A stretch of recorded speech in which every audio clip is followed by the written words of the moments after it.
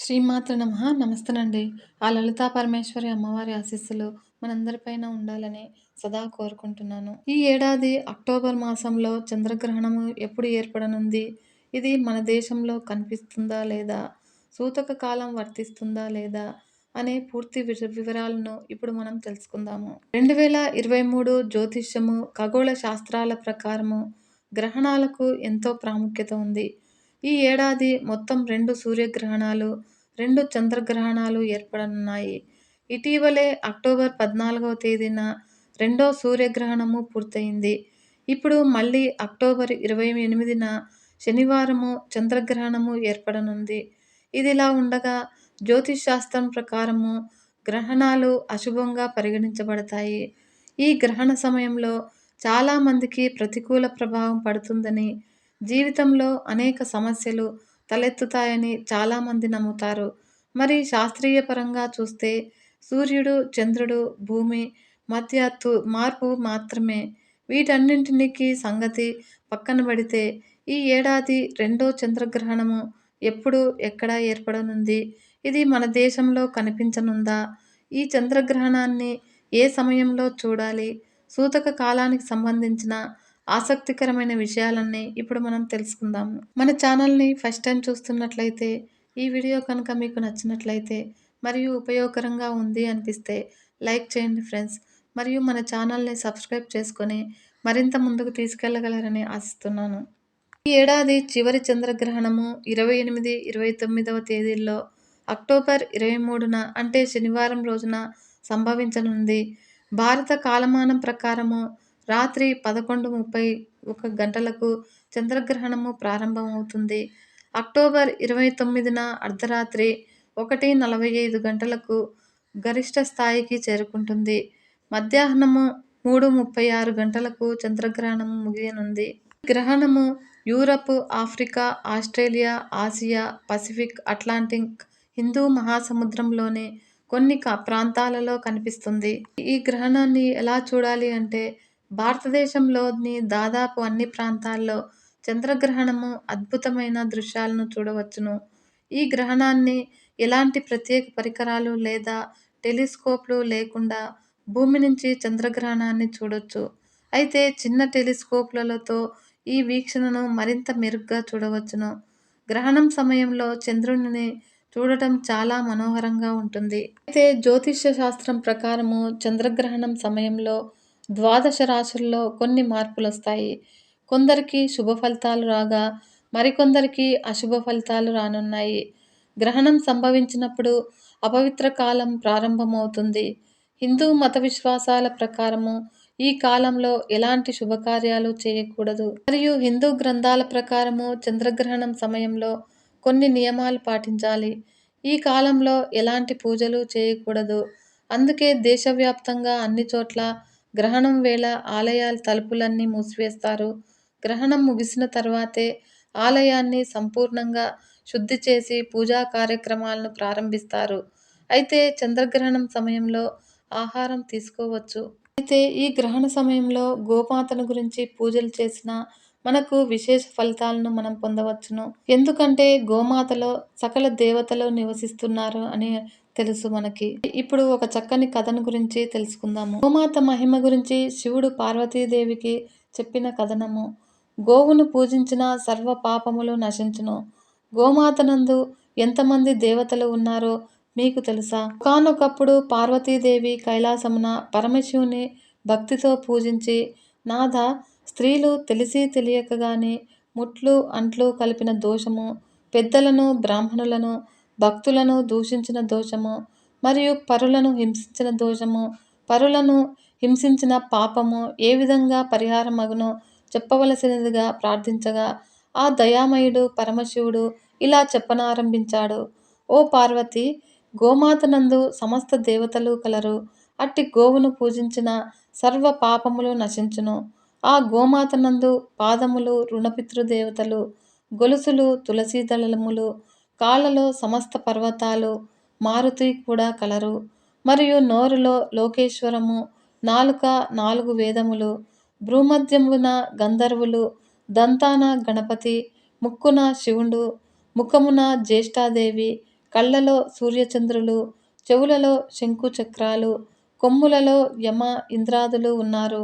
మరియు కంఠమున విష్ణువు, భుజమున సరస్వతీదేవి, రొమ్మున నవగ్రహాలు, మూపురమున బ్రహ్మదేవుడు, గంగడోలున కాశీ ప్రయాగ నదులు కండుటాయి. ఉదరమున పృథ్వీదేవి, వెన్నున భరద్వాజ, కుబేర, వరుణ, అగ్ని మొదలగు దేవతలు ఉన్నారు. ఉదరమున సనక సనంద సనత్కుమారులు, తోకన చంద్రుడు, తోక కుచ్చున సూర్యకిరణములను, తోలు ప్రజాపతి, రోమావళి త్రిశంకోటి దేవతలు, పిరుదులయందు పితరులు, కర్రి కావేరి బోలు, పాదుగు పుండరీకాక్షుని బోలు, స్తనాలు సప్త సముద్రాలు, పాలు సరస్వతీ నది, పెరుగు నర్మదా నది, నెయ్యి అగ్ని, బొడ్డున శ్రీకమలము, అమృతం కడుపులో ధరణి దేవతలు, గోపచింతన గంగా యమున ప్రయాగ త్రివేణి నదులు తీర్థము, గోమయంలో శ్రీ మహాలక్ష్మి కలదు. గోపాదధూళి సమస్త పుణ్యనదులు, తీర్థముల కన్నా గొప్పది. కావున ఓ పార్వతి, ఈ గోమహాత్మ్య వర్ణనను ఉదయం పఠిస్తే బ్రహ్మహత్య పాతకములన్నీయు తొలగిపోతాయి. ప్రతి అమావాస్య, పౌర్ణమి నాడు పఠిస్తే 3 నెలల మహాపాపములు తొలగిపోతాయి. నిత్యము సంధ్యవేళ పఠించిన మహాలక్ష్మి అనుగ్రహము కలుగుతుంది. గోవును ఎవరైతే మనస్ఫూర్తిగా పూజిస్తారో వారి 3 తరాల పితృదేవతలు తరించెదరు. గోవుకు తృప్తిగా మేత, శనగలు, బెల్లము తినిపించిన సమస్త దేవతలు తృప్తి పడెదరు. గోవుకు మనసారా నమస్కరించిన మంచి శుభఫలితములను ఇచ్చును. గోవుకు 5 సార్లు ప్రదక్షిణం చేసిన భూప్రదక్షిణంతో సమానము. గోవును పూజించినట్లయితే సమస్త దేవుళ్లను పూజించినట్లవుతుంది. గోమాతను దర్శించి గోప్రదక్షిణం చేయవలెను. గోపూజ చేసిన వారు సమస్త పాపముల నుండి విముక్తి పొంది విష్ణు సాన్నిధ్యమును పొందుతారు. మరియు అనంతకోటి పుణ్యఫలములను పొందుతారు. అంతేకాకుండా శ్రీకృష్ణ పరమాత్మ గోవును ఎంతో భక్తి శ్రద్ధలతో సేవకుడిలా చూసుకునేవాడు. మహాజనులారా, గోవును పూజించి ముక్తిని పొందుదాము. చంద్రగ్రహణము భారతదేశంలో కనిపించదు. అందుకనే సూతక కాలం చెల్లదు. అయినప్పటికీ గ్రహణ ప్రభావము కొన్ని రాశులపై ఉండనున్నదని జ్యోతిష శాస్త్రంలో పేర్కొంటున్నారు. గ్రహణం ప్రభావితం చేసే 6 రాశుల గురించి ఇప్పుడు మనం తెలుసుకుందాము. హిందూ మతపరమైన దృక్కోణంలో చంద్రగ్రహణానికి చాలా ప్రాముఖ్యత ఉంది. జ్యోతిష శాస్త్రం ప్రకారము ఈ ఖగోళ సంఘటన వల్ల కలిగే గ్రహాల మార్పులు రాశులను కూడా ప్రభావితం చేస్తాయి. అయితే ఈ మార్పు కొందరికి ఆహ్లాదకరంగానూ మరికొందరికి అశుభకరంగానూ ఉంటుంది. గ్రహణం ఏర్పడే 9 గంటల ముందు సూతక కాలం ప్రారంభమవుతుందని విశ్వసిస్తారు. ఈ సమయంలో ఏదైనా పని చేయడము శుభప్రదంగా పరిగణించబడదు. అయితే ఈ గ్రహణము భారతదేశంలో కనిపించదు. అందుకనే సూతక కాలం చెల్లదు.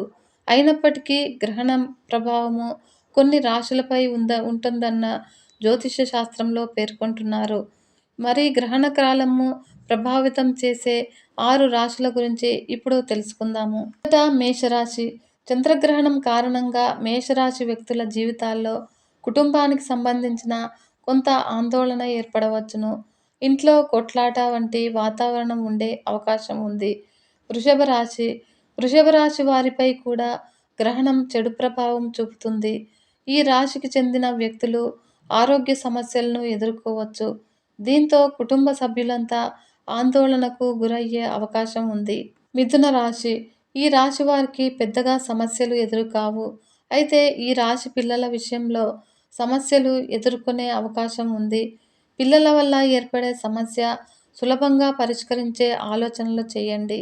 మరియు తులారాశి. తులారాశి వారికి కొన్ని ఆరోగ్య సంబంధిత సమస్యలను కూడా ఎదుర్కోవచ్చు.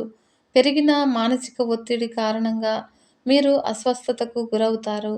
ప్రయాణ సమయంలో ప్రమాదం జరిగే అవకాశం ఉంది కనుక ప్రయాణం చేసే సమయంలో జాగ్రత్తలు తీసుకోండి. మరియు ధనస్సు రాశి. ధనస్సు రాశి వారు లాభాలను అందుకుంటారు. గ్రహాల మార్పుల వల్ల ధనస్సు రాశి వారికి ఆర్థిక ప్రయోజనాలు కలుగుతాయి. అంతేకాదు, మీ పని ఏదైనా చాలా కాలంగా నిలిచిపోయి ఉంటే అది కూడా పూర్తవుతుంది. మరియు కుంభరాశి. ఈ రాశి వారు తమ తల్లిదండ్రుల ఆరోగ్యం పట్ల ప్రత్యేక శ్రద్ధ వహించాలి. గ్రహణ కారణంగా ఆరోగ్యం క్షీణించవచ్చును. మరియు విహారయాత్రకు వెళ్ళాలని ప్లాన్ చేసుకున్నట్లయితే ప్రస్తుతానికి వాయిదా వేసుకోవడం మంచిది. రాశి వారికి గ్రహస్థానాలు అనుకూలంగా లేవు కనుక తగిన జాగ్రత్తలు తీసుకోవాలి. అయితే జ్యోతిష్య శాస్త్రంలో చంద్రగ్రహణం రోజు కోసం కొన్ని ప్రభావవంతమైన చర్యలు తీసుకోవడం వల్ల మనకు ఉన్న దోషాలను తొలగించుకోవచ్చును. ఈ చర్యలు చేయడం వల్ల కెరీర్లో పురోగతి ఉంటుంది. ఉద్యోగ వ్యాపారంలో విజయము మీ సొంతం అవుతుంది. మీరు కూడా మీ కెరీర్లో పురోగతి సాధించాలి అనుకుంటే ఈ చర్యలు చేయండి. మీరు వ్యాపారంలో లాభం పొందాలనుకున్నా, విజయం సాధించాలనుకున్నా చంద్రగ్రహణం రోజున మీ వ్యాపార స్థలంలో గోమతి చక్రాన్ని స్థాపించండి. తర్వాత లక్ష్మీదేవి బీజ మంత్రాన్ని 16 సార్లు జపించండి. ఈ గోమతి చక్రాన్ని రోజు పూజించండి. మీరు గోమతి చక్రాన్ని స్థాపించలేకపోతే కనీసము గోమతి చక్రాన్ని పచ్చి పాలతో శుద్ధి చేసి దానిపై పసుపు గంధంతో తిలకం పూయండి. ఆపై పసుపు గుడ్డలో చుట్టి ఖజానాలో ఉంచండి. డబ్బు రాక వేగవంతంగా అవుతుంది. మరియు ఉద్యోగంలో పురోగతి కోసము చంద్రగ్రహణం రోజున కాకులకు తీపి అన్నం పెట్టండి. ఇలా చేయడం వల్ల ఉద్యోగంలో ఉన్న అడ్డంకులు తొలగిపోతాయి. ప్రగతి పదం తెరుచుకుంటుంది. మీకు ప్రమోషన్ లభించడమే కాకుండా జీవితంలో పెరుగుదల ఉంటుంది. మరియు ఆర్థిక సంబంధిత సమస్యలు ఉన్నట్లయితే కనుక ఇందుకోసం చంద్రగ్రహణం రోజు ఒక తాళంని తీసుకోవాలి. దాన్ని చంద్రుని నీడలో ఉంచండి. అనంతరము మరుసటి రోజు ఉదయం లేచి ఏదో ఒక ఆలయంలో దాన్ని పెట్టండి. ఇలా చేయడం ద్వారా ఆర్థిక ఇబ్బందులు తొలగిపోతాయని నమ్ముతారు. ఇదే సమయంలో నిద్రస్థితి నుంచి మేల్కొంటారు.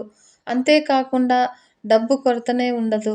ఇంకొక పరిహారం ఏంటంటే జ్యోతిష శాస్త్రం ప్రకారము ఆర్థిక పరిమితులకు సంబంధించిన సమస్యలను తొలగించడానికి చంద్రగ్రహణము ముందు రోజు తెల్లని వస్త్రాలు ధరించి అనంతరం స్నానం చేయండి.